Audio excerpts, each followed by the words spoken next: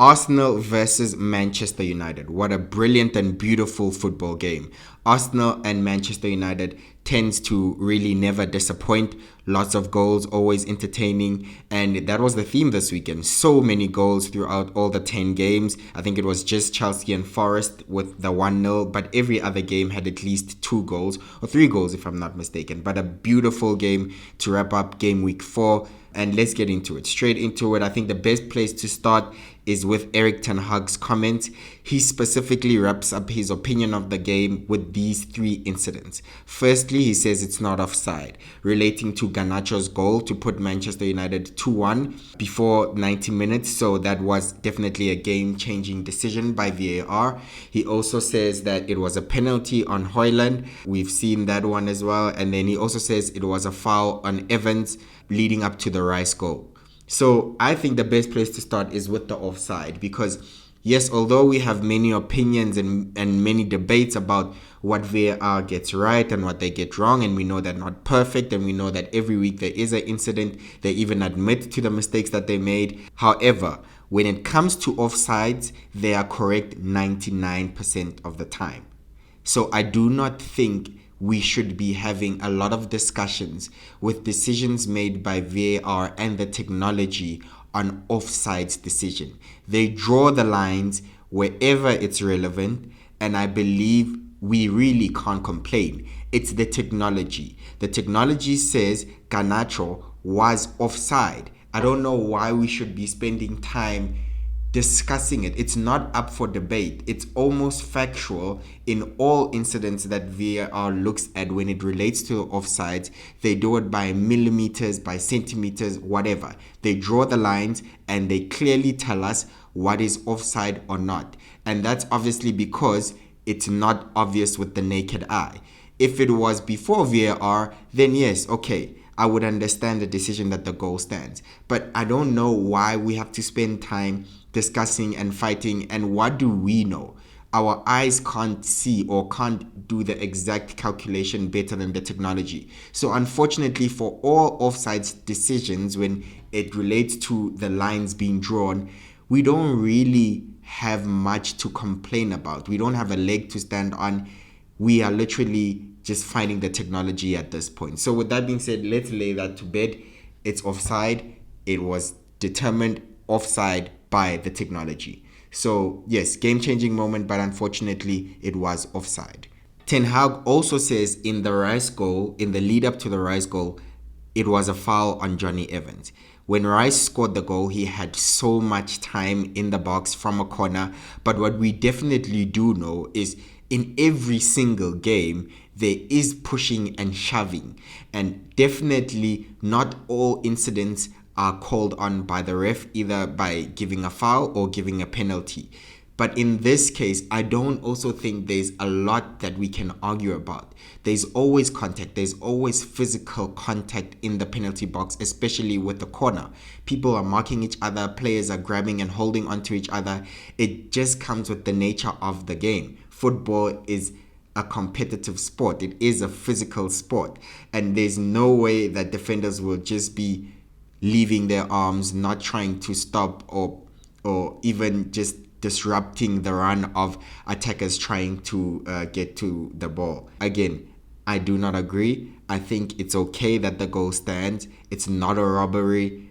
Definitely, for me, the decisions that were made in this game, the big decisions, were really spot on by VAR and the officials and the referee. I do not have much complaints about that one. The Højlund incident is when he came into the box and there was a tackle, a little push and a shove by the defender, and he thinks that should have been worthy of a penalty from Man United. Again, I do not agree. No one on the field was even thinking that was a penalty. Højlund himself got up, continued with the game. There was no penalty calls or shouts from Man United players and other teammates, not even Højlund himself. So I'm sorry. I think at this point, that's just another excuse, and it's not a good enough one. But getting into the game, wow, what a game. And we know that, for me, Man United played well. Man United played well up until a certain point. They took the lead with Rashford, another brilliant performance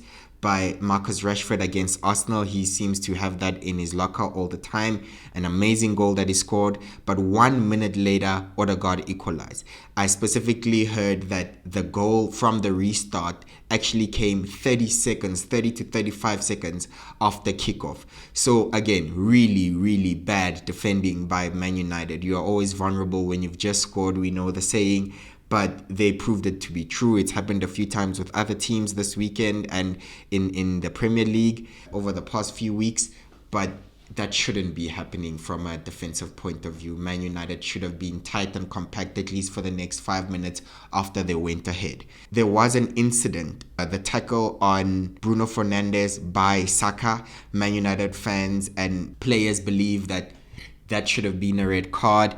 I'm not convinced. Man United fans always lean on the fact that there is an agenda against them. There's a conspiracy. If it was Casemiro, he would have been given a red card because Casemiro got 2 red cards last season for slightly similar challenges. But I do not think they are similar in any way. I think with this one, as you can see, the foul was called upon by the referee. He blew his whistle for the foul on Saka, and a few seconds after that, that's when he caught Bruno if play were to continue. Yes, he was late, but I don't think it was anything more than that. He got a yellow card. I believe that was a fair punishment for him. He was not high. He was not dangerous. It was not a leg breaker in any case. I don't think Man United fans could also have a lot to complain about in relation to this specific tackle. It was not a red card. So let's move on from that incident as well. And we know that Rice got the last minute, well, not necessarily last minute in this case, but he got a winner, or we put Arsenal in the lead just before the 90th minute, and then Gabriel Jesus wrapped it up in the final minutes of the game. But it was very clear that Arsenal had won it up to that stage. I think it's very harsh on Man United, this loss, because at some point I was thinking 85 minutes in, this could have been a great away performance by Manchester United. I actually felt that this was United's best performance of the season so far. They were completely dominated by Wolves. They went 2-0 behind in the first 5 minutes against Forest, although they turned the game around and they also won against Wolves. They were poor against Spurs and lost that one. But I didn't think this was a bad away performance. I thought this was vintage Ole tactics, where you set up to be very organized, very compact, and United looked solid. They didn't seem like a team that could easily be broken or tore apart. That millimeters offside goal against Garnacho literally changed the whole script of this game. It's a tough one to take because now it looks like it's a 3-1 bad on paper, but I don't think so. I would have thought that Erik ten Hag's tactics and substitutions would have actually been deserving of at least a point, right? I thought this was great because Man United have been poor against the traditional Big Six sides from last season. No win, too many goals conceded. I thought this was the game changer. But once again, when you're a coach, it's either, you deliver a masterclass or you will get criticized. Many people will try and put the blame on Maguire and Evans and Ten Hag substitutions. However, I don't think that's fair. I think the whole team was poor. The Rice goal, he had so much space and there was also no one on the post. I don't know where that specifically changed, that tactic of not having people on the post just in case the ball does go there and they'd be able to clear, but it's not common now in the modern game. And also Onana should not be getting beat from the near post. Yes, there was some good power behind the shot, but he should have his angles covered. That was the near post. He should have a solid hand behind that shot and it should be a corner or something, but he should not be getting beat. And again, criticism will come from Onana's performances with the goals that Man United conceded.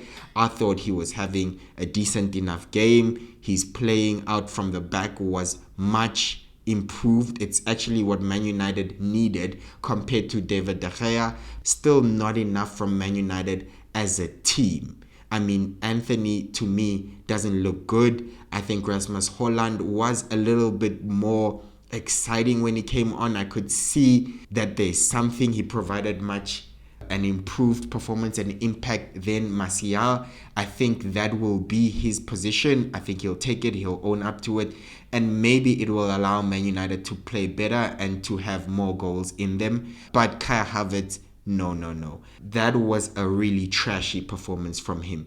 And now he's gone 004. And in these 4 games, he's been poor. I don't think there's been any signs of actual quality and great moments of or individual moments of play by Kai Havertz. I still think Arsenal are weaker with Kai Havertz in the team, because at the moment he doesn't give much going forward, but he also doesn't do anything defensively. So I think Arsenal are a bit weaker there.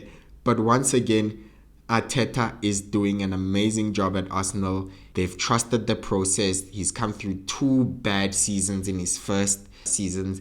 They've kept the faith, and now he's delivering. From a second place finish and a title challenge last season, it looks like Arsenal are on cue to do that again. But overall, a brilliant performance. It's a very tough one to take by Man United. So many talking points, a lot to discuss, but a very entertaining game. Thank you so much for listening. I hope you enjoyed the game as much as I did. Please leave a like, a comment, and a subscribe. We'll see you in the next video.